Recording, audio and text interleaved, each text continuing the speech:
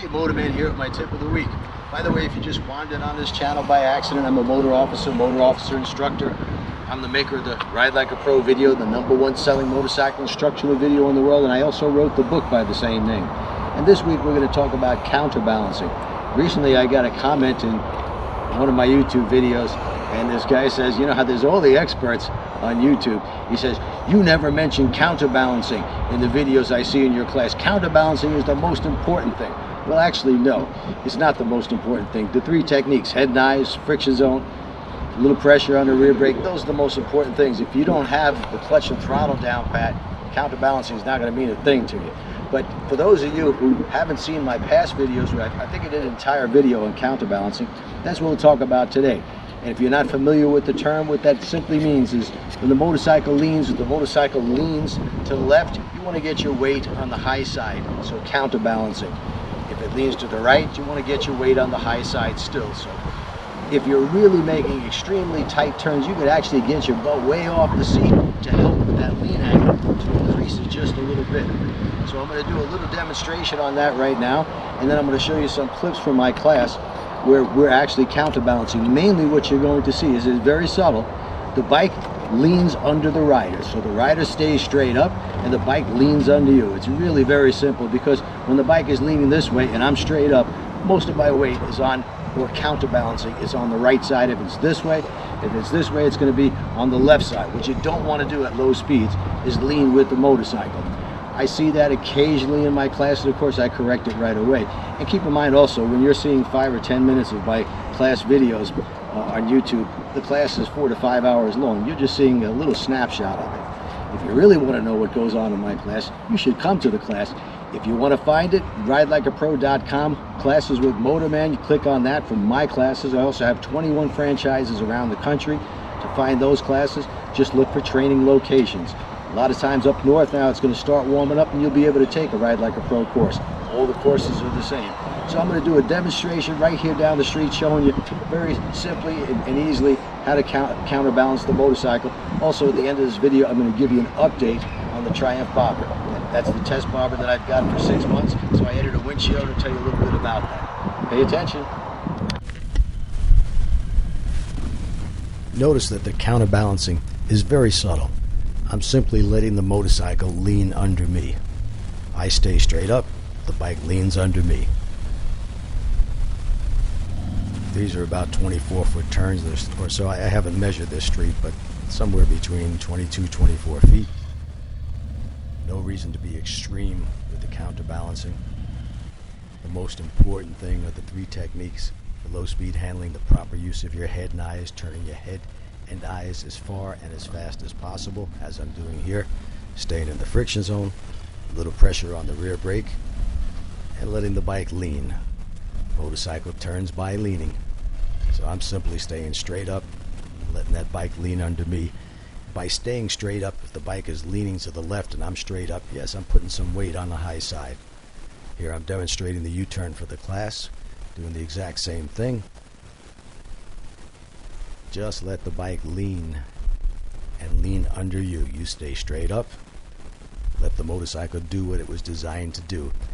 At anything above 5 miles an hour, you must lean the motorcycle in order to turn. And the further you lean the bike, the tighter the turn you can make. Now, if you're making extreme tight turns at low speeds, yeah, you can get all your weight over to the high side, get your butt actually off the seat, but this is so easy. I'm showing you here, I'm doing it with one hand. I've got the throttle locked at about 1200 RPMs. I'm just using the friction zone, little pressure on the rear brake. I'm staying straight up, and as you can see, even one-handed, the bike leans under me.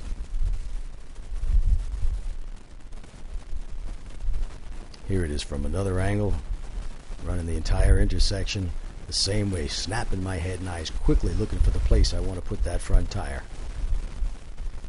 Using that friction zone the entire time, and snapping my head and eyes, little pressure on that rear brake. The bike almost does it itself. If you fight that lean, that's when you're in trouble.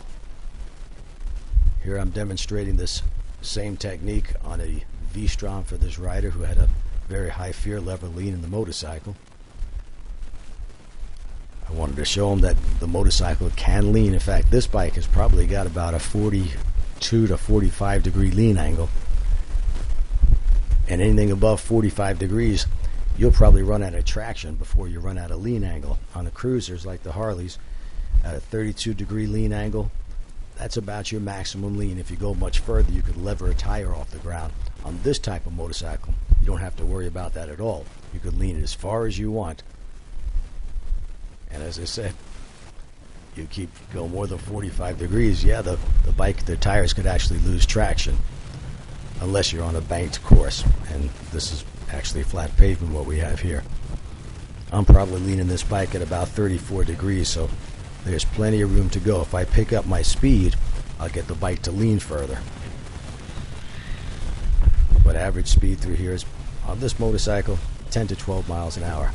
I've now explained to the rider that I showed the motorcycle how to do this stuff. All he's got to do is give it the correct commands.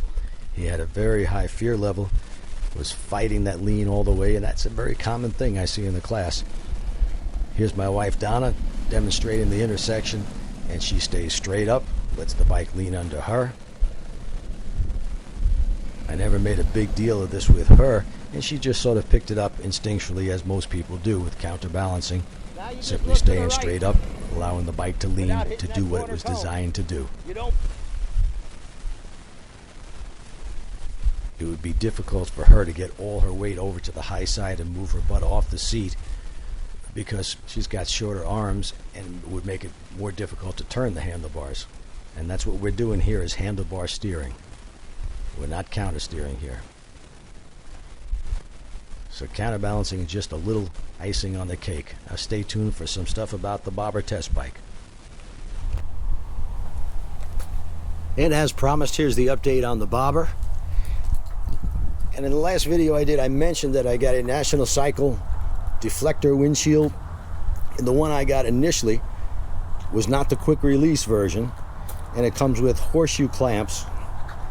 And it's if you tighten those horseshoe clamps a little bit too much, it's going to dig into the black paint or powder coat, whatever it is, on your handlebars. So I called National Cycle and I asked them if they had one of their quick release type, this type right here, for this bike, and they didn't list it. In fact, I talked to the head of the company, and he said, you know, he had met me years ago, and he said they don't have this listed because they haven't actually tested this windshield on this particular motorcycle.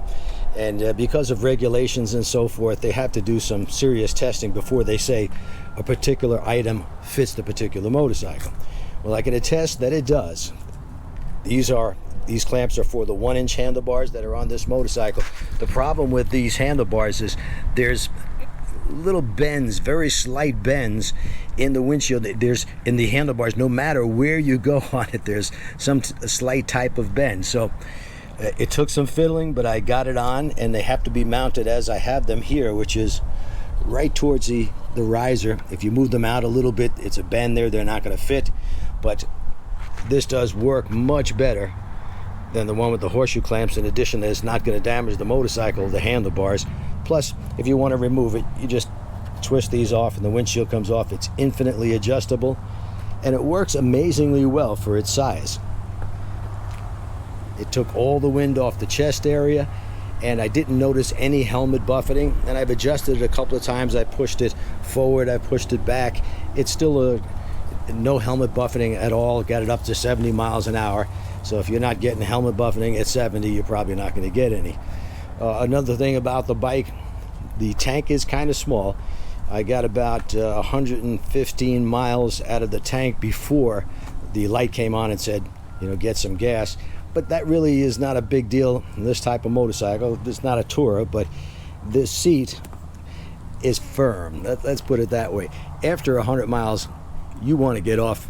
You want to get off the bike and stretch out a bit, because it's not the most comfortable of seats. It looks great. It's very stylish.